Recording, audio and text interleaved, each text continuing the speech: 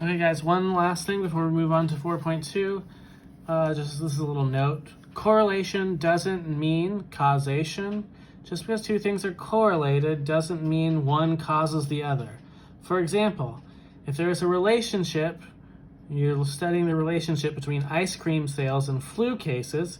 If you notice that as ice cream sales go up, flu cases go down, your conclusion shouldn't be as more ice cream sells, the number of flu cases decreases, or something like ice cream cures the flu. There could be what we call a lurking variable, which is the one actually affecting the relationship. So in that case, why would ice cream sales go up as flu cases go down? Because when people aren't sick, they're more likely to be out buying ice cream. So it's a human response. So just because you get two things that are correlated doesn't mean one causes the other.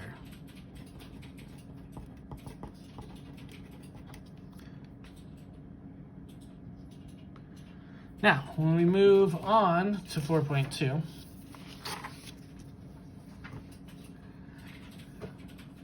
if we want to make a line, so if we have a scatter plot and we want to make a line that represents that scatter plot, we have to make what we call the least squares regression line, something your calculator can do as well. But let's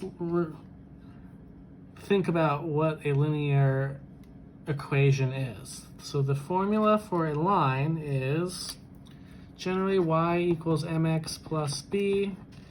Your calculator may decide it wants it to be y equals ax plus b, and then m or a is the slope, and b is our y-intercept.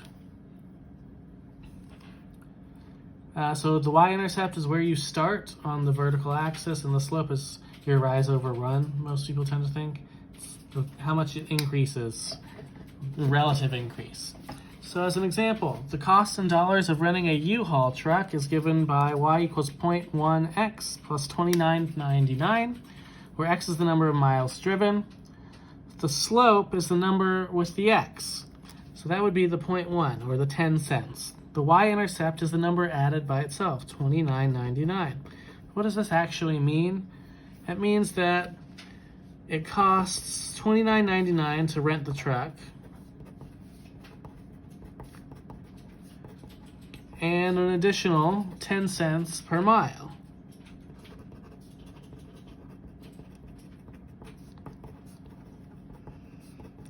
So the y-intercept is usually a flat amount, and the slope generally increases as the other variable increases.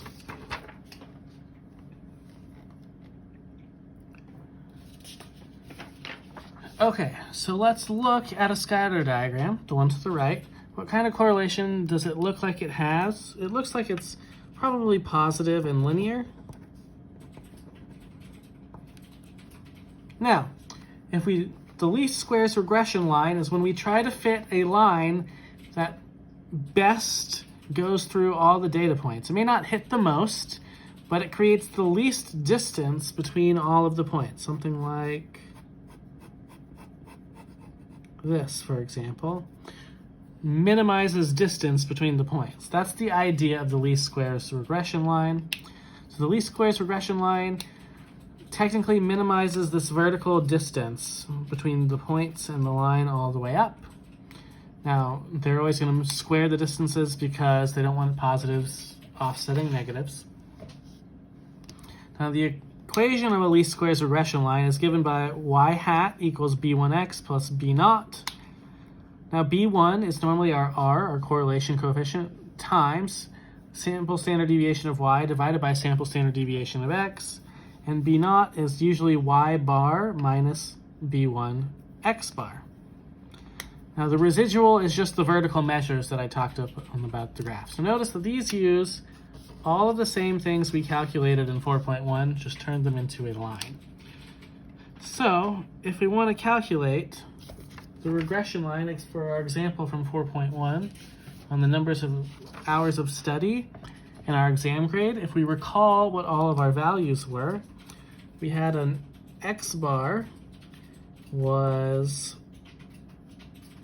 4.17, standard deviation of x was 2.64, y bar was 14.9. Oh no, it was 73.83. It was standard deviation of y was 14.9, and our r value that we calculated was 0.97. So we should be able to use this in our formulas to get what our B1 and B0 is. So it says R, or B1, is R times the standard deviation of y over the standard deviation, or sample standard of x. So that would be the 0.97 times our 14.9 divided by 2.64.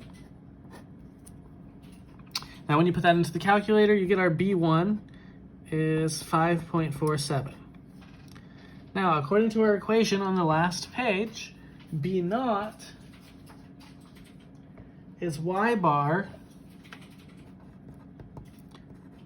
minus our B1 number times x bar. So we should be able to calculate that as well. Our y bar is 73.83 minus that 5.47 times 4.17, which is 50.97. So how does this convert to an equation?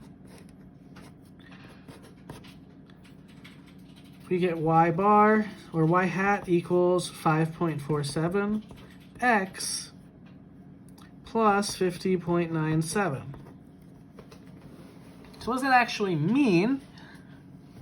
It means that this is our intercept. So if you do no hours studying, if this is 0, you're expected to get about a 51. And then for every hour you study, it goes up about 5.5 points. Now, on your calculator, instead of using B1 and B0, they'll give you A and B if you type this in and calculate the regression. Or if you use an online thing, just to make sure that you understand what the notation means.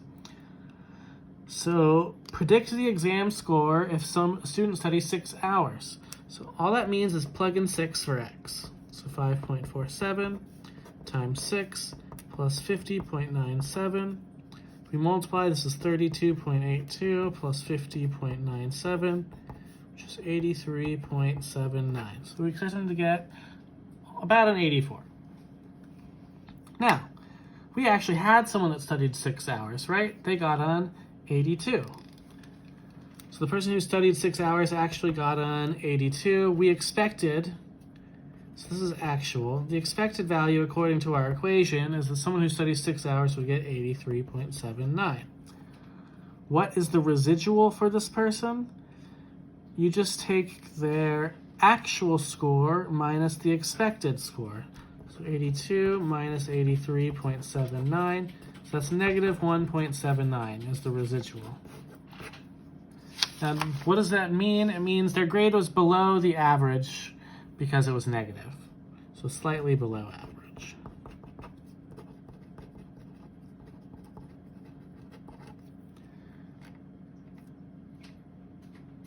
Okay, and then let's move on to the next page real quick.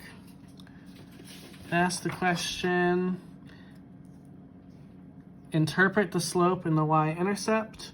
For each additional hour of study, the exam score, it was positive, so the exam score increased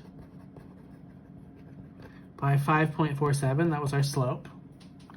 Now the y-intercept. To interpret the y-intercept, we need to ask 2 questions. Is 0 a reasonable value? Could you study 0 hours? Sure.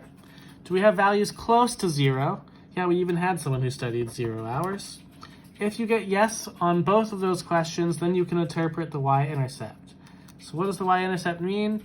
If you study 0 hours, you should get around a 50.97. Now, generally speaking, if you're going to make judgments about values, you should only make judgments about ones that are close to the values you've seen before. We can't judge someone who's studied 100 hours and assume they're going to make a 550 or so on the test. And we'll continue in the next video.